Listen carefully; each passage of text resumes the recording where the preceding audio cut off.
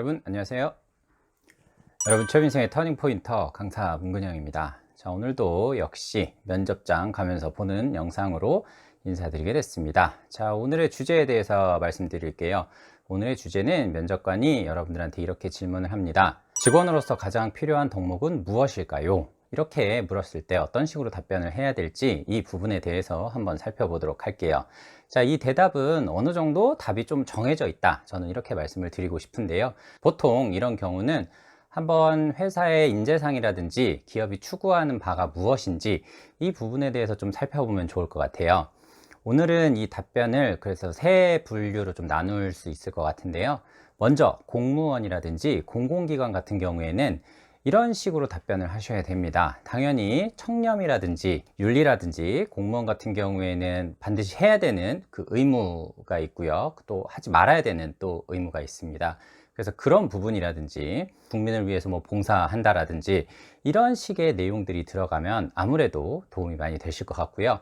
자, 일반 대기업이라든지 사기업 이런 데를 봤었을 때는 보통은 인재사항 관련돼서 이렇게 얘기를 하기도 하지만 직업의 전문성, 그 다음에 내가 하는 업무에 대한 책임감 이런 부분에 대해서도 굉장히 중요하게 많이 나오는 편이에요. 그래서 답변을 하실 때 이런 내용이라든지 아니면 기업의 인재상 부분을 확인하신 다음에 얘기를 해주시면 좋을 것 같습니다. 스타트업 같은 경우에는 이게 좀 다를 수가 있어요. 기업이 물론 목표하는 인재상이라든지 이런 부분이 분명히 정해져 있는 건 사실이긴 하지만 기업마다 원하는 인재가 조금은 다를 수가 있거든요. 어디는 좀 창의적인 그런 사람을 뭐 원하는 경우 그러면 여러분들은 당연히 창의성이 중요시 된다 뭐 이런 식으로 답변을 하셔야 될 거고, 어디는 좀 멀티플레이어가 필요하다 뭐 이런 식으로 얘기했을 경우에는 나는 한 번에 여러 가지 일을 동시에 처리할 수 있는 그런 능력이 가장 중요하다 뭐 이런 식으로 얘기를 해 줄 수도 있는 것이죠.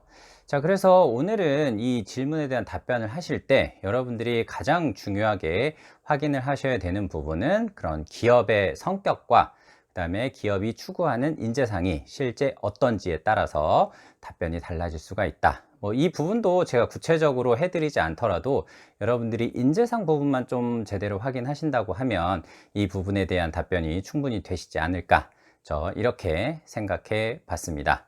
제가 이 답변에 대해서는 어느 정도 그 답변이 정해져 있다 이렇게 말씀을 드렸는데, 이 부분 같은 경우에는 기업의 인재사항 부분을 조사하면 쉽게 알아볼 수 있는 그런 답변이 되겠습니다.